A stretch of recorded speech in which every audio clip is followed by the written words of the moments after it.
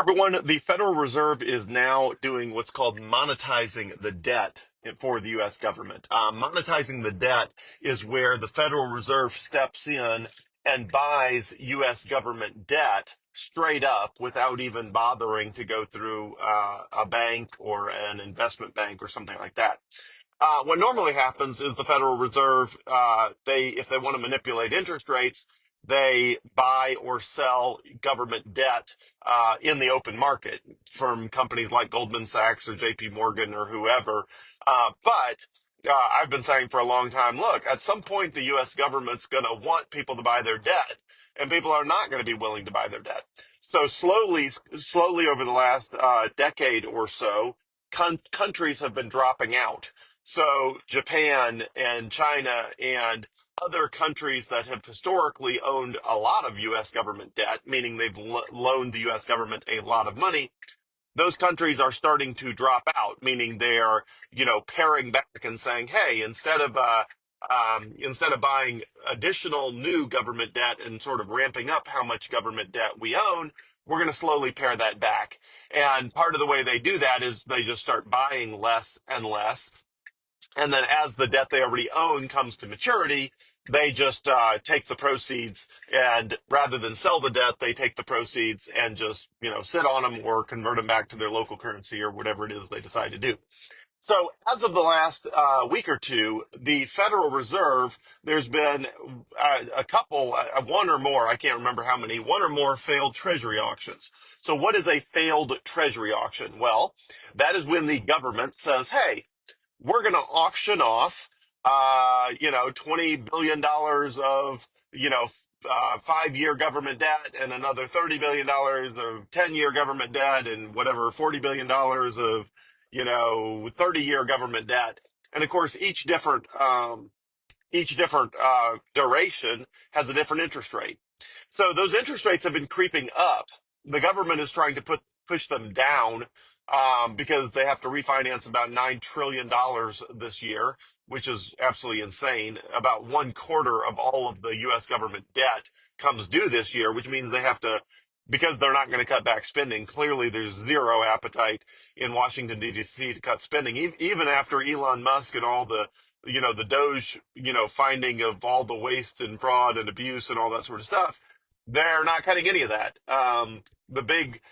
The so-called big beautiful bill in Washington D.C., which is a load of crap, is not a big beautiful bill. It's a continuation of every stupid thing the government has ever done, and then it adds more spending. I mean, it's absolutely insane that Republicans have zero appetite to cut the deficit, cut the debt, balance the budget. Like nobody, they act like it's all free money. It's just, I mean, it's free money. So why would you bother? Why would you bother balancing your budget? They act like the debt doesn't matter. It's ridiculous. Well, anyway, the Treasury, the U.S. Treasury, who does the bond issuances, they had announced that they were going to auction off a certain amount of U.S. government debt, and the problem is that there were not enough buyers. And there were not enough buyers because too many people had decided that the U.S. government was now not a great credit risk. You know, obviously, I don't know why it took them so long. But, I mean, it's not that you're not going to get paid off. You're just going to get paid off with printed money out of thin air that's worth less than, the value of the money you gave the government. So, if the government takes your money at a 5% interest rate, and then turns around and prints 7% more money to pay your interest, well, then your money ultimately is going to be worth, 7% less. Then you get your 5% interest, and you're still 2% worse off. Well, that's what's happening. And the only reason they're still getting away with it at all is most people are still just asleep and they're not paying attention and they don't know what's going on and all of that. But anyway, so the Treasury had a failed bond auction, which was they ran out of buyers, and they don't ever want to do that. The Treasury never, never, never wants to announce that they are going to auction off a certain amount of government debt and then have it not enough buyers. So what happens in that situation is the Federal Reserve steps in because they have unlimited money because they are the ones that print money out of thin air. The Federal Reserve steps in and starts bidding uh, for that government debt, and then it buys that government debt straight up onto its own balance sheet. So it would be the equivalent of, let's assume, one of my kids started a lemonade stand. And every time they make, a gallon of lemonade and then they go try to sell it, wherever. And let's assume that usually there is, there's enough buyers, so they sell their gallon of lemonade. They announce they're going to make a gallon of lemonade. They make it. They go sell it. They come back. They've got $20 or whatever, and then eventually they, let's say the lemonade gets watered down, right? That's the equivalent of the U.S. government debt. Nobody wants it because it's becoming less and less quality. So the kids go out and they decide they're going to do half lemonade, half water, or something like that. So they're just going to water it down. And people stop buying the lemonade because it's all watered down. But I always notice that somehow they always sell out of lemonade. And so I ask them, well, hey, kids, I know you're sort of, mixing the lemonade with water.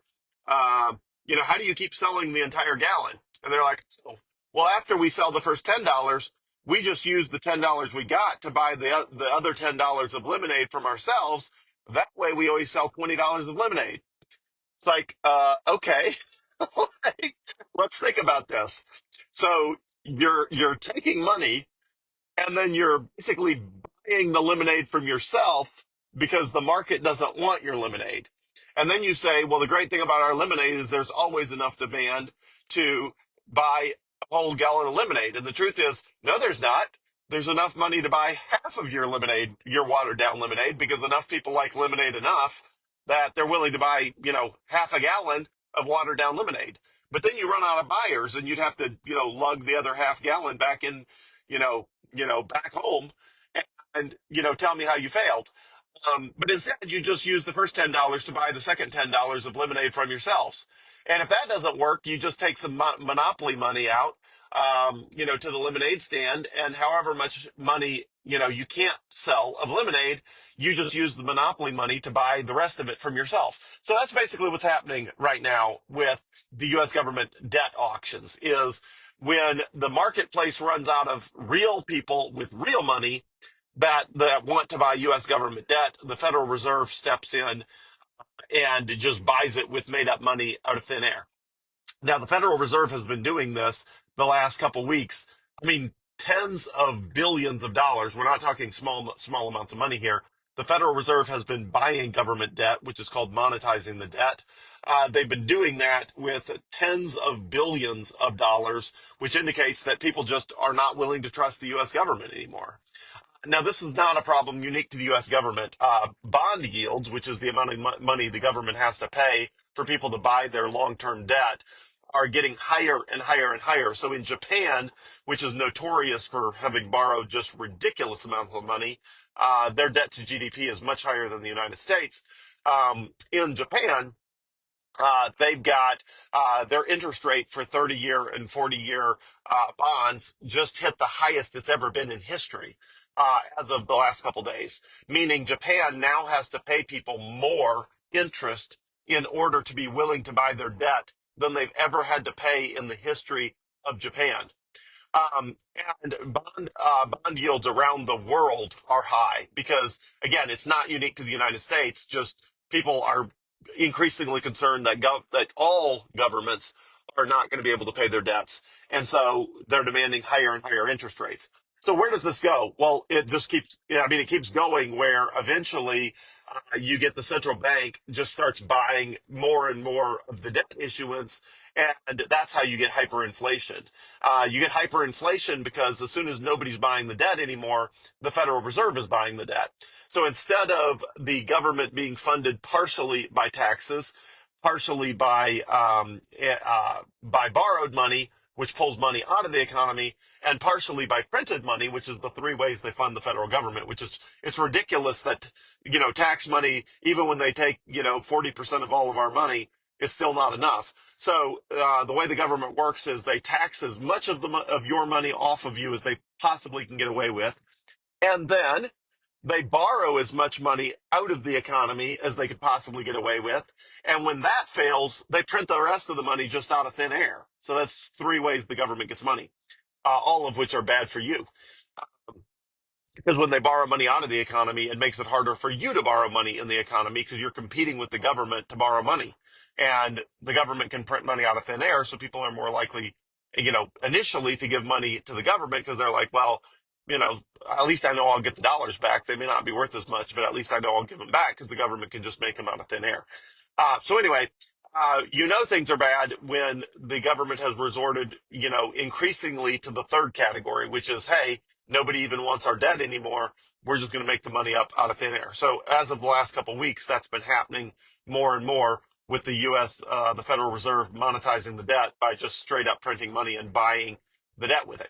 So why is that inflationary? Well, they're loaning money to, they're buying government debt, which is the equivalent of loaning money, and then the U.S. government, which is completely out of control with their spending, no discipline whatsoever, they go spend that into the economy. So as the U.S. government dumps money into the economy by spending and spending and spending and spending, that those dollars are then increasing the money supply, which means there are more dollars chasing the same amount of goods and services, which means the price of those goods and services goes up. So now you're competing with the government not just to borrow money, you're also competing with the government to just buy stuff. Because everything you want to buy, someone in the government wants to buy, and they're buying it with made up money, and you're buying it with money you worked hard for. And so it's harder and harder to buy the things you want to afford because you're having to compete with people who didn't do any work to create the money that they're using. Their money was made up out of thin air. Yours, you had to work for, but both of those dollars are now chasing the things you want to buy. So the things you want to buy, the prices of what you want to buy are now going up because of supply and demand. Now, you may not notice that in the near term, but long term you will, because when money is printed out of thin air, it always eventually shows up as inflation. Sometimes there's a time lag. Usually there's like a 12 or 18-month time lag, because that's how long it takes for the money to sort of filter through the economy and to start bidding up prices. Anyway, all of that is bad news for governments, and all of that is bad news for you unless you have Bitcoin. If you have Bitcoin, at some point you can sit in a Zen state and not worry about the fact that a bunch of people are doing stupid stuff. That Washington, is going to pass or has passed, I don't know, this big, beautiful bill, which is garbage, that is full of just ridiculous spending. It doesn't make any spending cuts and it spends way more money. So not only are they not cutting anything that Doge found, they're adding more money on top of it, which is just absolutely insane, absolutely ridiculous. So at some point, if you got Bitcoin, you can sit back in a Zen state and say, well, they're screwing everybody, but they're not screwing me, because they're printing money that everyone else is using, but I'm using money that they can't print more of. So as they print more money, the value of my money goes up because more people switch from the money that's getting printed out of thin air to the money that cannot be printed out of thin air. So monetizing the debt is, typically something governments do in the late stage of their life, as in it's something they do when a government is in decline because they've gotten so profligate, so fat, so dumb, so happy that, they just don't have any discipline whatsoever at all left anymore. And we have clearly arrived at that place in Washington, D.C. So they are monetizing the debt. The Federal Reserve is straight up printing money out of thin air and buying government debt with it. And that's a very bad sign. And the same is happening in other countries because the debt is, the bond, the price of money that the government borrows is going up, is really, really high in all countries right now, which tells you all countries are in a bad way with fewer people trusting them. And that is part of the reason Bitcoin's sitting at $105,000 per coin, is because more and more of the money has decided that they do not want to buy government debt. And instead, they're going to buy something else. And, a percentage of that's going into Bitcoin. Over time, it will be more and more. So good luck out there. And I'm here for anything you need on any front. As always, thanks, everyone.